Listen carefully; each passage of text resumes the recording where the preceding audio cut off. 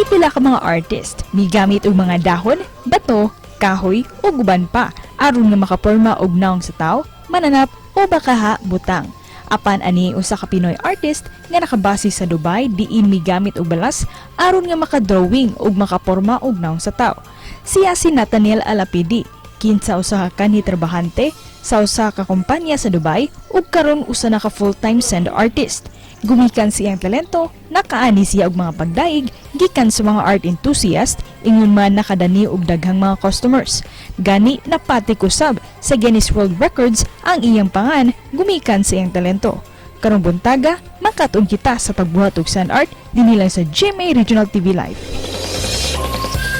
Mga kapuso, karong buntaga atong makauban ang usa ka Pinoy nga napatik na sa Guinness Book of Records gumikan sa iyang sand art painting. Busa, let's all welcome Nathaniel Alapide.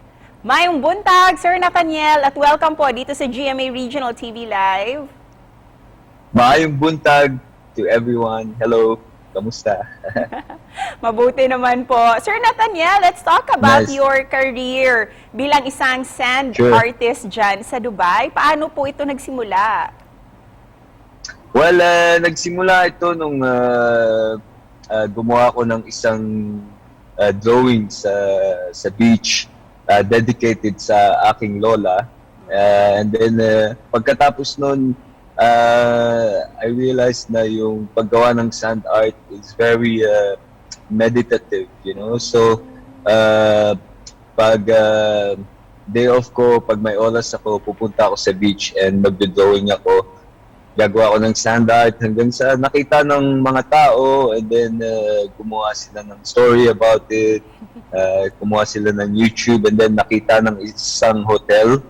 And then, yun na. Tinanong ako nung hotel kung gusto kong gawin yun as full-time job. I said, yes, of course. And then from there, it started. You know. Wow, that's a very interesting start. May mga nagpapagawa Yeah. din ba ng mga sand painting ng mga dayuhan o mga kababayan natin dyan? Oo, marami. Mga kababayan natin and then mga dayuhan din.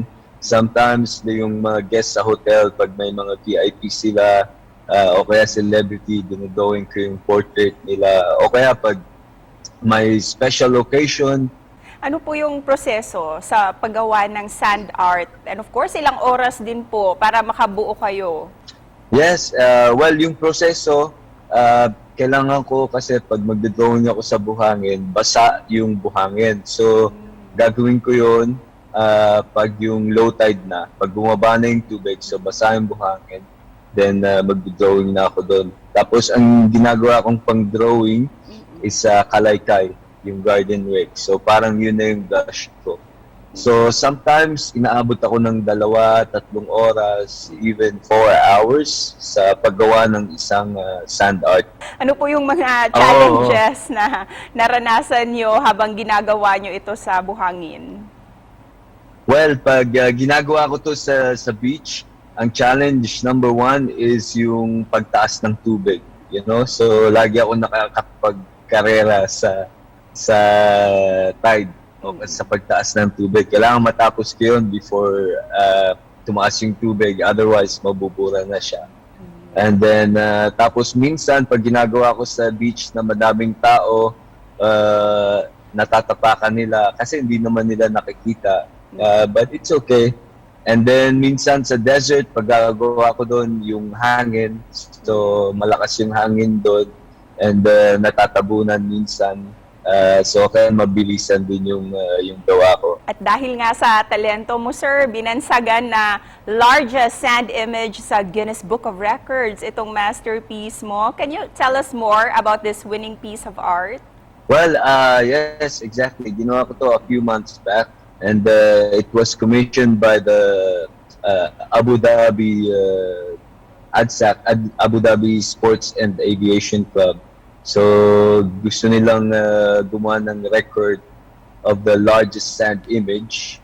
And then, yung nakalagay doon, yung mga portrait ng mga leaders ng UAE, which is I'm really, really proud that they trusted me in doing it. You know, so yeah, ginawa namin yon, and now it's part of the record for Abu Dhabi. Ano po yung naging Thank you. motivation nyo at yung inspiration mo po para maipanalo talaga ito? Well, the motivation comes from willing to do something that's out of my comfort zone, you know. And I've always dreamed of doing something like this, like something big. And kaya nung dumating yung opportunity, I grabbed it. Ano-ano pa po ang pinaplano nyo? Ano pa po yung mga social media platforms nyo din po para sa mga gustong mag-follow sa inyo? Well, my social media is, my Instagram is alapide_creator. That's my Instagram handle, and you can find me on Facebook as well. I hope to do more bigger works in the desert or on the beach.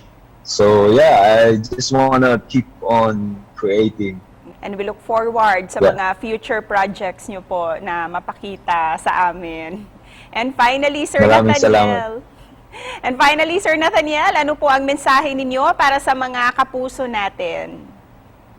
Well, sa mga kapuso natin, ang mensahe ko lang is kung may hilig kayo o kung ano man yung ginagawa nyo, kung may hilig kayo sa art o pagsayaw o pagkanta, pangalagaan nyo yun, you know, like nurture it because ikaw yun eh. And then this if you try and really develop it, it may take you places. So yeah. At salamat din po sa inspirasyon. Dagang salamat, Sir Nathaniel. Maraming salamat din, Cecil. Thank you so much. Thank you, sir.